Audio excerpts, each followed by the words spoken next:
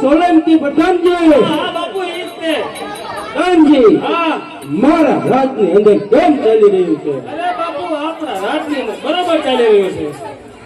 અરે પ્રધાનજી પાટણની પ્રજા કોઈ દુખી તો નથી ને? અરે બાપુ પાટણની પ્રજા કોઈ સુખી ન હોવી જોઈએ. અરે પ્રધાનજી પણ બાપુ પાટણની પ્રજા કોઈ દુખી ન બાપુ હોવી નહીં કોઈ. અરે પ્રધાનજી પાટણની પ્રજા બધી સદાયની માટે સુખી રહેવી પડે. અરે બાપુ સદાયની માટે સુખી સુખી.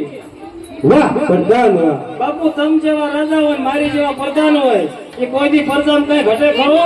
કાઈ નો ઘટે હો. પછી બાપુ તમારી ચિંતા જ ન કરવાની હોય. પ્રધાનજી જ્યારે તું મારા રાજમાં છો ત્યારથી મારું રાજ કેમ હાલે છે એ મને પણ ખબર નથી પ્રધાનજી. ચોકી કરજે પ્રધાનજી. હે બાપુ પ્રધાનજી.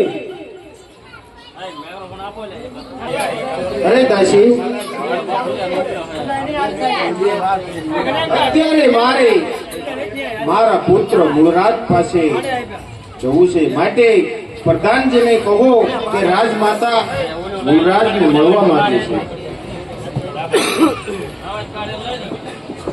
અરે પ્રધાનજી રાજમાતા મૂળરાજને મળવા માંગે છે. બાપુ પ્રધાનજી આપના માતુશ્રી આપણને મળવા માંગે છે.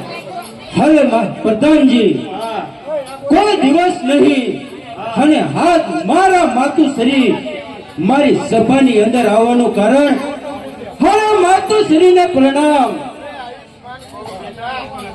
હરે માતુશ્રી શું મારો કોઈ ગુનો થયો છે કે તમારે મારા રાજસભાની અંદર આવવાનું કારણ? નહીં બેટા નહીં.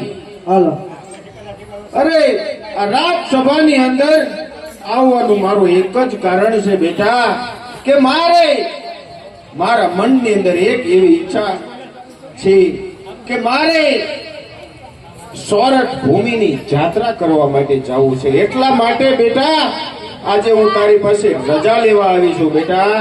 હરે માતુશ્રી કોણ કે મૂળરાજના માતુશ્રીને મૂળરાજ પાસે રજા ના લેવાની હોય? માતુશ્રી તમે મને હુકમ કરો. તો સાંભળ બેટા, તો આખા પાટણ નગરીની અંદર ઢંઢેરો પીટાવો અને કહો કે જેને સોરઠ ભૂમિની જાત્રા કરવા માટે આવવું હોય ને એને ખર્ચો રાજ તરફથી આપવામાં આવશે. અરે ભલે માતુશ્રી.